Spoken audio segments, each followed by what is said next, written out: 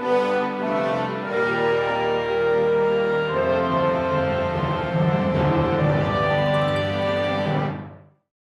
are at your state capitol with Representative Mike Jackson in the House Lounge. Nice digs, Mike.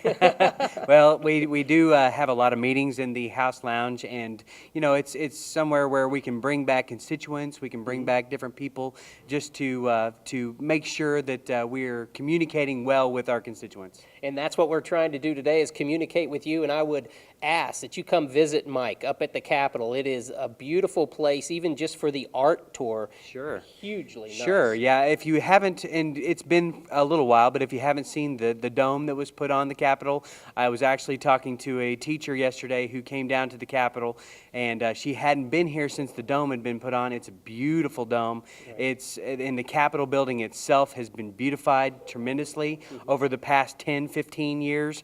And, I would strongly encourage you to come down to the Capitol. And Mike, he's always busy in and out of the office, but Callie there in his office is just wonderful. She'll be able to help you a little bit on what you're looking at and how to get around. Sure. Hey, Mike, let's talk a little bit about budget and stimulus and all those big words that everybody's kind of concerned about. Sure. Well, of course, the stimulus package is going to affect the state budget.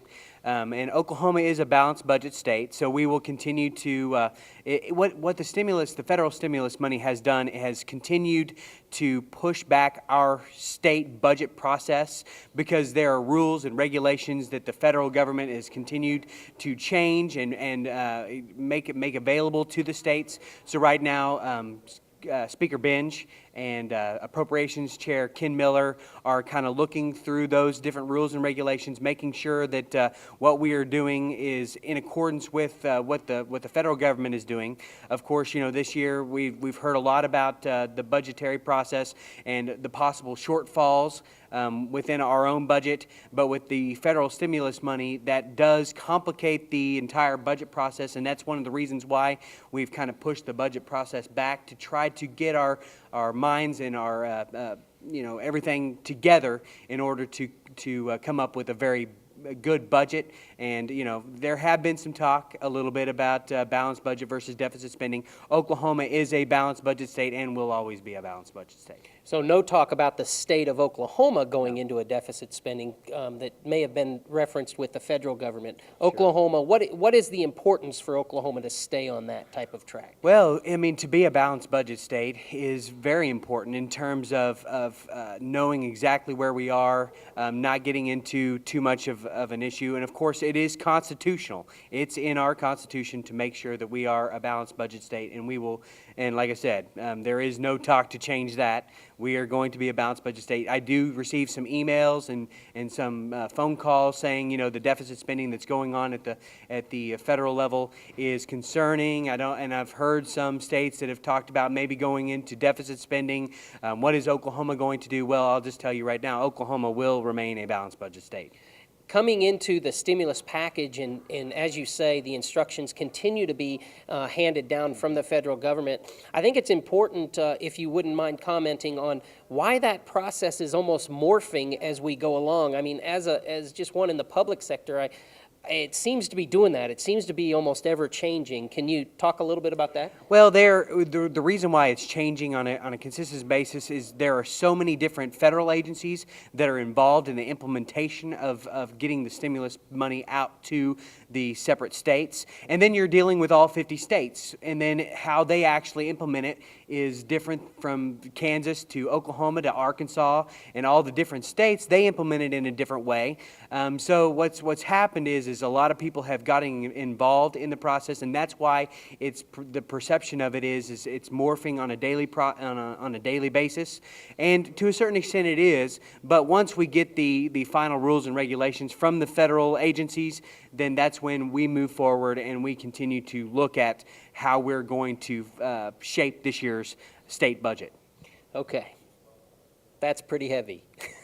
On a lighter side, sure. hey, renewing my driver's license, Mr. Representative, it has turned into a headache. Two questions about that. I know one, you're working on legislation, hopefully to try to help that. But two, how did we get here? In the sense of all of a sudden it became tough for me to get my license, and then what are your ideas to change it? Sure. House Bill 1804, which a lot of people have heard about, the immigration law that was passed in 2005 by Representative Randy Terrell, had some provisions in there that made it a lot harder once your driver's license was expired.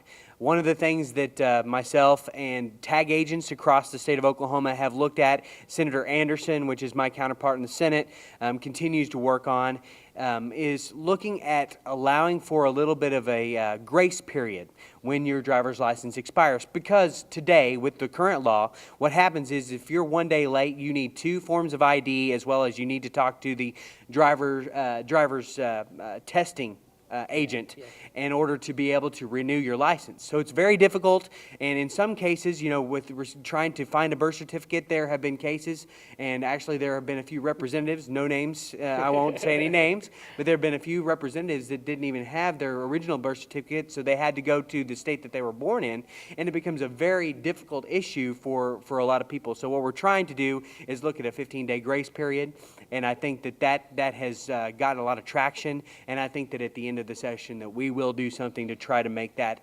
process a little bit easier for our constituents. Yeah, it has been difficult. I'm one. I'll tweet on in at my legislator and try to get that supported a little bit. And now, is that a House bill going back to Senate, or is it a Senate bill coming back on this side? Are we almost there? It's actually a House bill, and right now, you know, we're going through the process. I mean, it's a Senate bill. I said House bill. Okay. It's a Senate bill. We're going through the process right now. It started off in the Senate. It got passed there. It's moving forward through the Public Safety Committee, and hopefully in the next week it'll pass through there. But we did have a House bill that was also very similar to that by Representative John Treblecock from Broken Arrow, and that is going through the Senate as well. There's a lot of talk about trying to make that process a little bit more palatable for our constituents, and hopefully at the end of the day and at the end of this session we will be able to do that. I hope so too. What do you think?